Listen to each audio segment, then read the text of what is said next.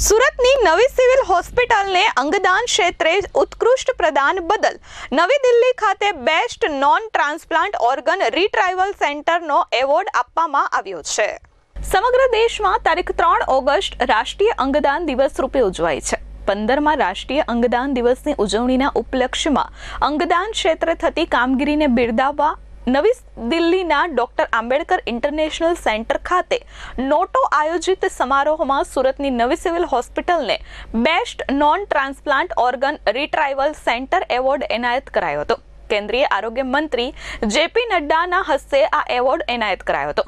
અંગદાન અને organ transplant માટે સુરત નવી સિવિલ હોસ્પિટલની કામગીરીને રાષ્ટ્રીય સ્તરે બિરદાવાઈ છે. એવોર્ડ સમારોહમાં નવી દિલ્હીના medical superintendent doctor Dharitri Parmar, RMO doctor Ketan Nayak, Gujarat nursing કાઉન્સિલના ઉપપ્રમુખ ઇકબાલ કડીવાલા, ન્યુરોસર્જન ડોક્ટર મેહુલ મોદીએ ઉપસ્થિત રહી આ એવોર્ડ સ્વીકાર્યો હતો. જ્યારે ગરવી ગુજરાત ભવન નવી દિલ્હી ખાતે મુખ્યમંત્રી ભૂપેન્દ્રભાઈ પટેલે નવી સિવિલ તંત્રના આરોગ્ય ટીમ પ્રતિનિધિઓ સાથે મુલાકાત કરી એવોર્ડ પ્રાપ્ત થવા બદલ શુભેચ્છા સહ અભિનંદન પાઠવ્યા હતા. આ 3 ઓગસ્ટે 15મો આંતરરાષ્ટ્રીય ઓર્ગન ડોનેશન દિવસ હતો. એ નિમિત્તે નોટોમાંથી અમારે સિવિલ હોસ્પિટલને ઇન્વિટેશન મળેલું હતું. એક best non transplant organ retrieval centre તરીકે નવી સિવિલ હોસ્પિટલની પસંદગી થઈ હતી અને માનનીય શ્રી જેપી નડ્ડાજી, જે કેન્દ્રીય કેબિનેટ મંત્રી છે આરોગ્ય અને પરિવાર કલ્યાણ વિભાગના, એમના હસ્તે આ હોસ્પિટલને એક એવોર્ડ આપવામાં આવ્યો છે. એને માટે અમે લોકો દિલ્હી ગયા હતા.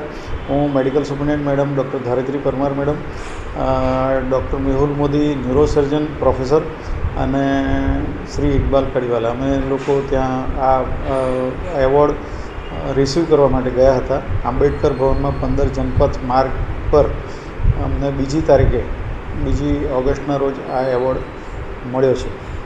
અત્રે ઉલ્લેખનીય છે કે સુરતની નવી સિવિલથી કુલ મળીને 26 આંખ, 57 લીવર, 126 કિડની, 9 હાથ, 6 હૃદય, 12 ફેફસા, 2 સ્વાદુપિંડ, 6 સ્મોલ બાઉલ, 1 રેડિયમ ફોરિયમ ફ્લેપનું દાન થયું છે. નવી સિવિલમાં 72 અંગદાન થકી 250 જરૂરિયાતમંદ લોકોને નવજીવન મળ્યું છે. ડોક્ટર કેતન નાયકે કહ્યું કે સુરત નવી સિવિલને પ્રાપ્ત થયેલો એવોર્ડ પ્રત્યેક અંગદાતા અને તેમના પરિવારજનોને સમર્પિત છે. અંગદાન ચેરિટેબલ ટ્રસ્ટના અધ્યક્ષ દિલીપ દાદા દેશમુખના માર્ગદર્શન અને પ્રેરણા સાથે અંગદાનમાં સિવિલની આરોગ્ય ટીમ હંમેશા ટીમવર્ક સાથે સેવારત રહી છે.